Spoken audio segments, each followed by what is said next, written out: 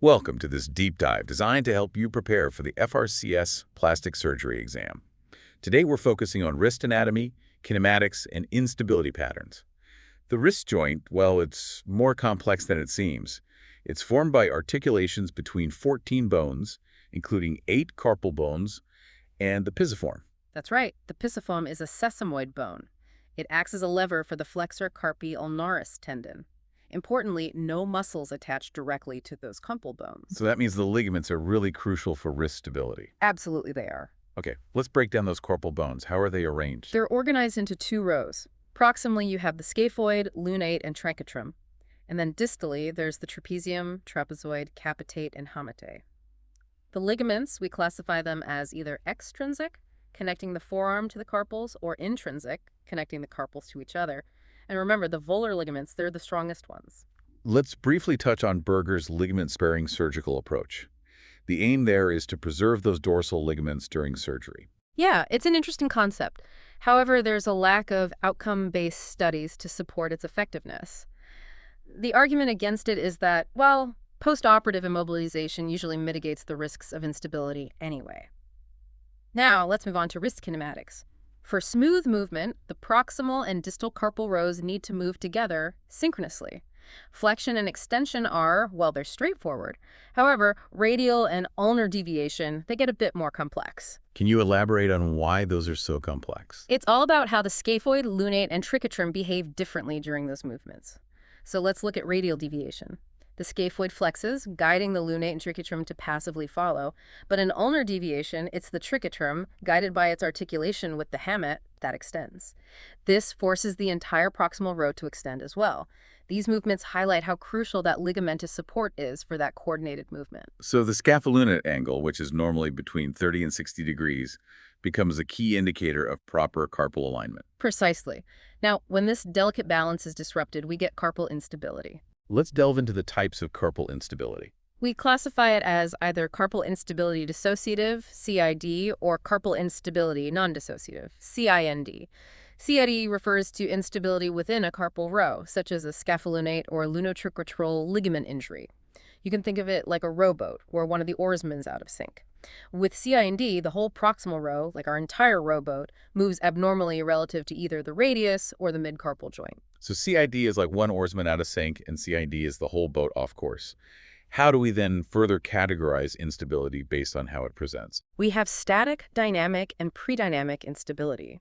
Static instability is readily visible on standard X-rays as misaligned carpal bones. Imagine our rowboat is visibly tilted to one side, even in calm waters. Dynamic instability, however, only shows up on stress radiographs, like a clenched fist view, where the malalignment only appears when it's under load. So this would be akin to a rowboat appearing fine while it's stationary, but then it tips when the oarsmen start rowing. Then lastly, we have pre-dynamic instability.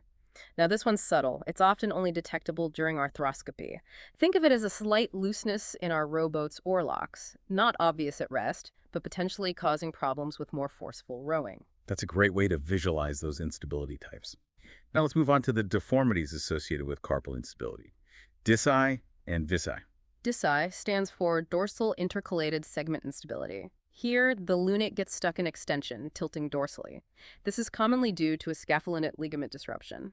Visci, or volar intercalated segment instability, that's when the lunate flexes too much, tilting volarly. And this one often results from a lunotriquetral ligament injury. So disci is associated with scapholunate ligament issues, and visci with lunotriquetral ligament problems. How do we then use the scapholunate angle to identify these deformities on imaging? In a discideformity, the scapholunate angle, it exceeds 60 degrees, while in visci, it's less than 30 degrees. Remember that normal range is 30 to 60 degrees. Now let's look at ligament injuries. Is there a typical pattern to how these occur? Mayfield's theory, it provides a framework. It suggests that injuries follow either a greater arc or a lesser arc pathway. Greater arc injuries, those involve fractures through the carpal bones, like breaking an oar in our rowboat analogy, while lesser arc injuries, those involve ligamentous injuries, which would be like snapping a rope connecting those oars. So the location and type of injury depend on the force and direction of the impact. Exactly. For the FRCS exam, understanding scapholunate and lunotriquetral ligament injuries, well, that's crucial. Let's start with the scapholunate ligament injury. What's the common mechanism there? Picture a forceful impact on that hypothenar eminence, with the wrist extended and ulnarly deviated. This forces the capitate between the scaphoid and lunate, stressing that scapholunate ligament. The lunate is pushed in an ulnar and volar direction, while the scaphoid is forced radially and dorsally. What about the clinical presentation? Patients typically experience radial-sided wrist pain, weakness, especially when loading the joint, and tenderness in the anatomical snuff box, or over the scapholunate interval. How do we assess for this injury during a physical exam? Two key tests: the ballottement test, which involves applying dorsovolar stress to that scapholunate interval, and the Watson test, or scaphoid shift test. The Watson test involves applying dorsal pressure to the distal pole of the scaphoid while moving the wrist from ulnar to radial deviation. And a palpable clunk, well, that suggests instability. What should we look for on imaging? On radiographs, look for an increased scapholunate gap, sometimes called the Terry-Thomas sign, because it resembles the gap between the comedian's front teeth. A gap of 3 millimeters or more is generally considered abnormal. However, comparing the injured wrist to the uninjured side is crucial, as some individuals naturally have a wider gap. You might also see the cortical ring sign, which indicates a hyperflexed scaphoid, and a dizzy deformity on the lateral view. So the Terry-Thomas sign is an increased scapholunate gap. What other imaging techniques can be helpful? Cineradiography, or stress radiographs, those can help assess for dynamic instability. Clenched fist views or clenched pencil views, they can also reveal instability that's not apparent on standard radiographs. Midcarpal or radiocarpal arthrography might be useful if initial radiographs are normal. MRI with intra-articular contrast is another option for evaluating those ligament tears. And of course, arthroscopy is considered the gold standard for assessing that scapholunate ligament. Now let's move on to lunotricutal ligament injuries. How do these typically happen? While they can occur independently, lunotricutal ligament injuries are often part of the paralunate instability progression, which we'll discuss later. This involves forceful hyperextension and ulnar deviation of the wrist, sequentially disrupting the supporting ligaments. The lunotricutal ligament injury often precedes a complete lunate dislocation. So, similar to scapholunate injuries, but with a different progression. What about patient presentation? Patients typically report ulnar-sided wrist pain. They might experience clicking or clunking with wrist movement. Tenderness over the lunotricutal joint is also common. Which physical exam tests can help confirm the diagnosis?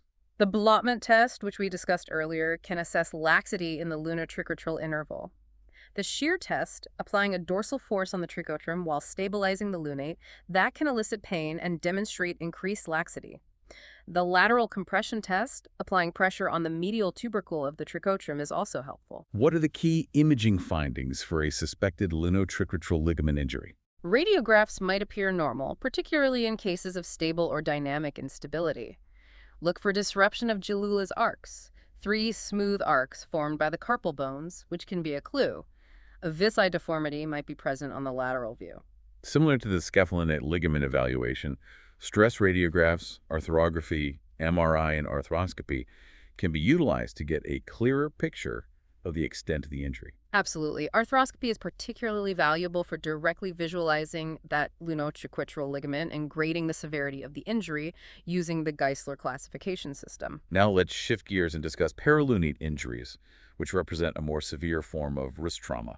Before we discuss the mechanism, understanding the space of Poirier is crucial. This is a weak area in the volar wrist capsule, lacking significant ligamentous support, making it susceptible to tearing during a paralunate injury. It's like the weak link in the chain of wrist ligaments. So this anatomical weak spot is key to understanding how paralunate injuries unfold. Can you remind us of Mayfield's stages of progressive paralunate instability? Of course. Stage 1 begins with a scapholunate diastasis, a disruption of the scapholunate ligament, resulting in a dizzy deformity. Stage 2 involves tearing of the dorsal ligaments attached to the lunate. The space of chorea gives way and the capitate dislocates dorsally relative to the lunate. Stage 3 involves a lunotricutal dissociation, disrupting the lunotricutal ligament and leading to a visci deformity. Finally, stage 4 is where the external force continues pulling the capitate proximally, pushing the lunate into a volar dislocation after complete disruption of the dorsal extrinsic ligaments. Mayfield stages really help visualize the progression of this injury. What are the key clinical features of a paralunate injury? Patients typically describe a high-energy injury, like a fall from a height or a motor vehicle accident. They present with an acutely painful and swollen wrist, with severely limited range of motion. Assessing median nerve function is crucial because lunate dislocation can compress the nerve. What about radiographic findings? What should raise suspicion for a paralunate injury? On the PA view, disruption of Jalula's arcs and overlapping carpal bones across the mid-carpal joint are often seen. The lunate, it might appear triangular. On the lateral view, the classic spilled teapot sign indicates a volarly tilted lunate. Depending on the severity, you might also see a dorsal dislocation of the capitate, indicating a paralunate dislocation, or a complete volar dislocation of the lunate, signifying a lunate dislocation. So the spilled teapot sign on the lateral view is a crucial finding for a volarly displaced lunate. Are there any other imaging studies that might be needed? Sometimes traction views, CT scans, or repeat radiographs after reduction are necessary to fully assess for associated articular fractures, which might be hidden by those overlapping bones. Now let's move on to the management of paralunate injuries. Let's discuss the various treatment options. The first step in managing any paralunate injury, regardless of the treatment method, is closed reduction. This is typically done under regional anesthesia or intravenous sedation. Gentle, continuous traction is applied to the wrist for about 10 to 15 minutes before attempting the reduction. Tavernier's method, stabilizing the lunate volarly while slowly flexing the wrist under traction, is a common technique. After reduction, immobilization is crucial, with the duration varying depending on the severity and surgeon's preference, typically ranging from 3 to 12 weeks. Close follow-up with serial radiographs is essential to monitor for any loss of reduction. Are there other treatment options beyond closed reduction and immobilization? Yes, in some cases, closed reduction is combined with percutaneous pin fixation for added stability. Pins are placed across the involved joints under fluoroscopic guidance to maintain alignment during healing. When is open reduction considered? Open reduction, internal fixation, and ligament repair are often considered the gold standard for paralunate injuries, particularly those with associated fractures or significant instability. This allows for thorough joint evaluation, removal of any intra-articular debris, precise anatomical reduction, and direct repair of torn ligaments like the scapholunate ligament and the volar capsule. Can you talk about the surgical approaches for open reduction? Surgeons typically utilize either a dorsal approach or a combined dorsivolar approach, depending on the injury pattern and the need to address both volar and dorsal ligamentous injuries. It's important to remember that even with optimal treatment, patients can experience long-term complications. Loss of motion and diminished grip strength are common, even after appropriate treatment. The ultimate outcome depends on several factors: the timing of treatment, whether the injury was open or closed, the extent of articular cartilage damage, the degree of residual instability, and proper healing of those associated fractures. Let's now transition to a more detailed discussion of scapholunate ligament repair techniques. So let's outline those various surgical options for addressing scapholunate ligament injuries. Okay, let's dive into those surgical options. The choice of technique, well, it depends on several factors, like the severity and chronicity of the injury, the patient's symptoms, and of course, the surgeon's preference. What's the simplest approach? Primary repair. This involves direct suture repair of that torn ligament. It's most effective for acute injuries, and it's often combined with other procedures like capsulodesis to, enhance stability. What about thermal shrinkage? Thermal shrinkage or radiofrequency shrinkage that's primarily used for predynamic instability or Geisler grade 1 and 2 injuries. It involves using thermal energy to tighten the ligament. How does that work? Controlled heat, usually around 70 to 80 degrees Celsius, is applied to the ligament, causing the collagen fibers to contract and shorten. This creates tension, improving stability. Percutaneous pinning, when is that indicated? Percutaneous pinning is often used as a temporary stabilization measure to allow the ligament to heal or to provide support after reconstructive procedures like capsulodesis or tenodesis. How is it done? Pins are inserted across that scapholunate joint under fluoroscopic guidance. These pins act as internal splints, preventing abnormal motion and promoting healing. They're typically removed after a period of immobilization. Now let's discuss capsulodesis. What's the principle behind this technique? Capsulodesis uses a portion of the dorsal wrist capsule to create a stabilizing tether that prevents excessive flexion of the scaphoid. Can you walk us through how it's performed? The dorsal capsule is used to create a flap, which is then routed through a bony tunnel or secured with suture anchors, and finally attached to the scaphoid.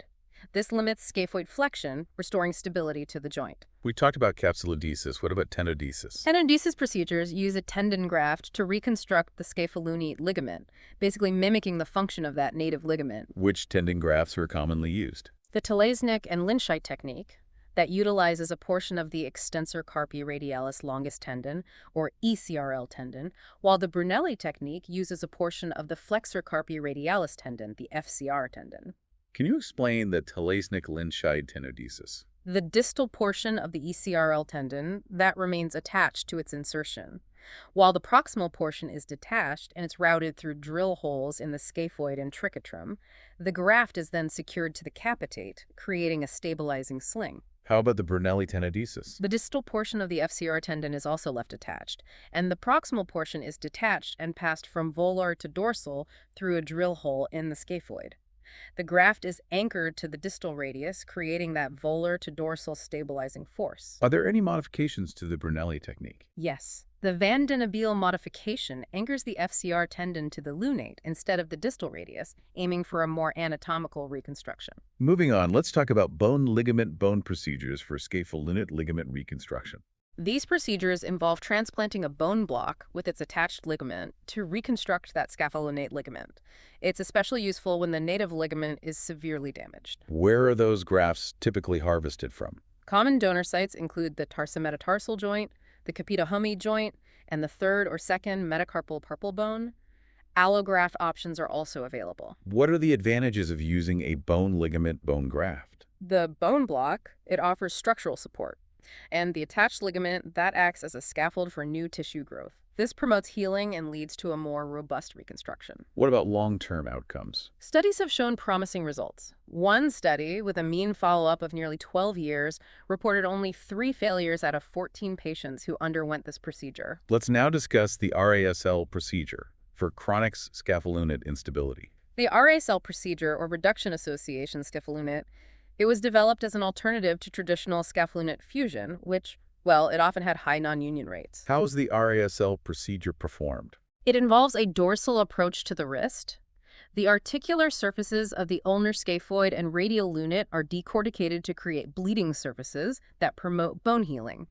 A specialized headless compression screw with differential pitch and a smooth shank is then inserted across that scapholunate interval, compressing the bones together. Why the smooth shank? It minimizes soft tissue irritation. It reduces the risk of complications.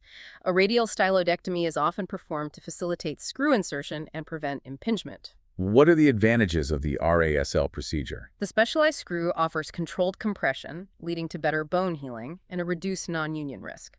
That headless design, it minimizes prominence and soft tissue irritation, and that less invasive dorsal approach leads to faster recovery. Is intercarpal fusion a viable option for treating scapholunate instability? Isolated scapholunate fusion, it isn't commonly performed due to high non-union rates. Limited intercarpal fusions like STT fusion or SC fusion, those are more common for advanced wrist arthritis. So the RASL procedure is generally preferred for chronic scapholunate instability. Correct. However, remember that any fusion procedure, including RASL, well, it results in a loss of motion at that fused joint. This trade-off, it must be carefully considered. Now, let's shift our focus to lunotrichral ligament injuries, starting with non-surgical management. Non-surgical management is the initial approach for stable or minimally displaced tears. The goal is to reduce pain, inflammation, and promote ligament healing. What does non-surgical management involve? Immobilization, typically with a cast or a splint, is the first step. This restricts wrist motion, particularly ulnar deviation and extension. NSAIDs are commonly prescribed to manage pain and inflammation. Corticosteroid injections into that lunotrichotral joint that can provide additional pain relief and reduce swelling. Physical therapy is initiated after immobilization to restore range of motion, strength, and function. When is surgery considered for lunotrichotral ligament injuries?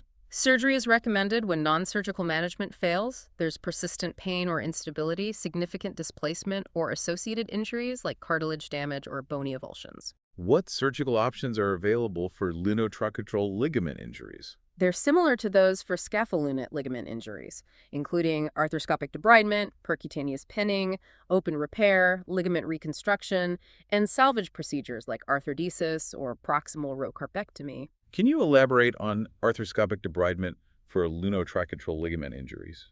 Arthroscopic debridement is a minimally invasive procedure where the surgeon visualizes the joint, removes inflamed synovium or debris, and assesses the ligament.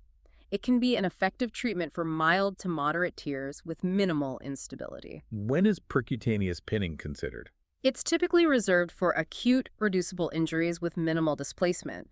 Pins are inserted across that lunotricutal joint to provide temporary fixation, and they're usually removed after a period of immobilization. What about open repair? Open repair is performed for acute injuries with significant instability or avulsion fractures.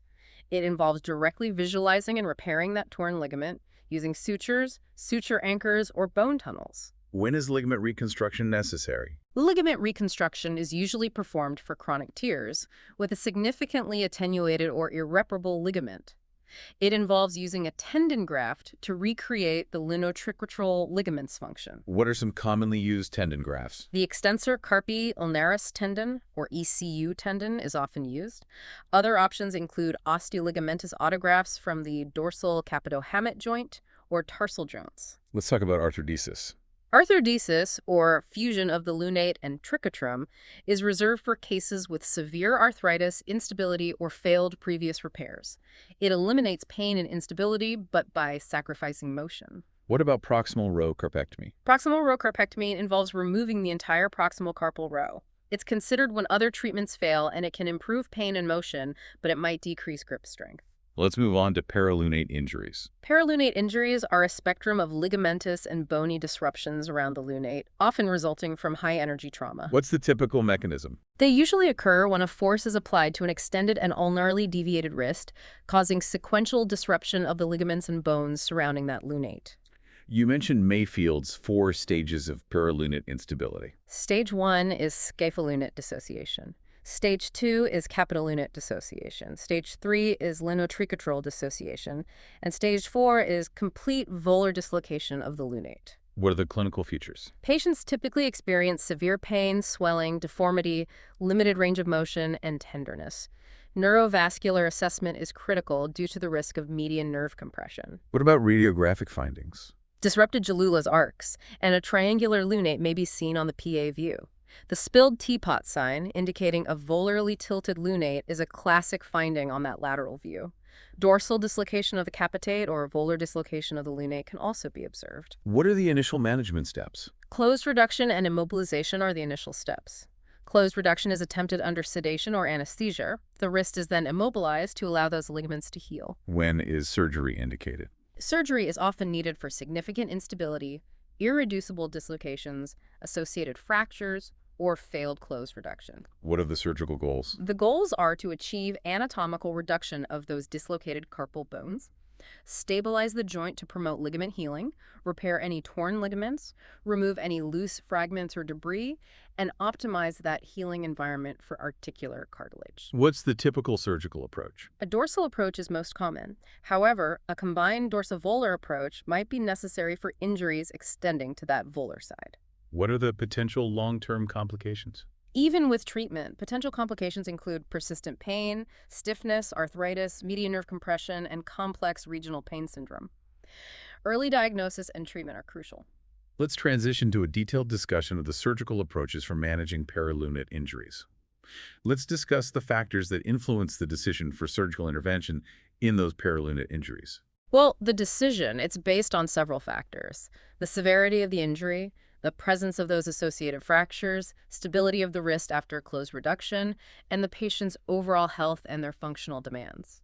What are the primary goals of surgery for these injuries? The goals are multifaceted. You want to achieve that anatomical reduction of the dislocated carpal bones, stabilize the joint, promote ligament healing, repair any torn ligaments, remove any loose fragments or debris, and optimize the healing environment for that articular cartilage. So the surgical approach is individualized based on a thorough preoperative assessment. Exactly. The surgical plan is tailored to the specific findings from the patient's history, physical exam, and review of those imaging studies.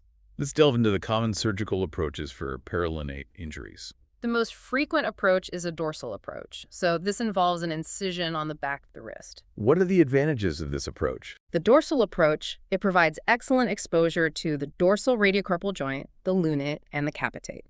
And these are key structures in those perilunate injuries.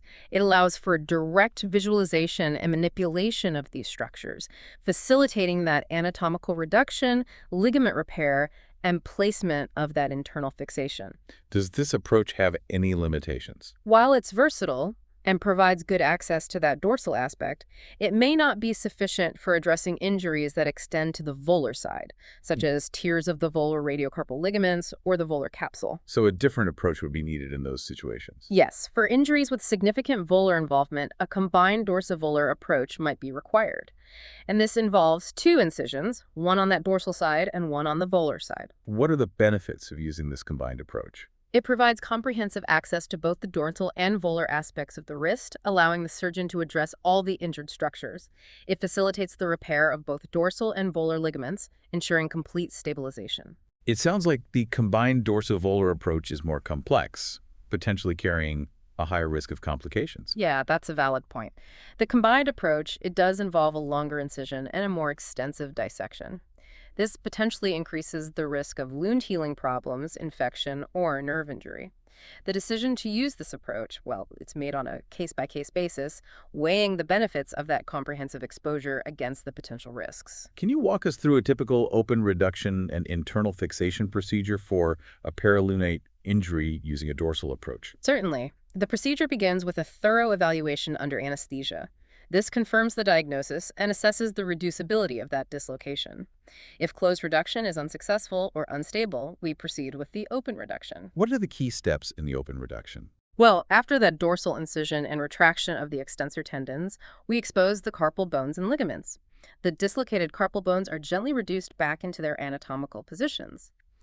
Any associated fractures are addressed, torn ligaments are meticulously repaired, and K-wires, screws, or plates are then strategically placed to maintain the reduction and provide that stable internal fixation.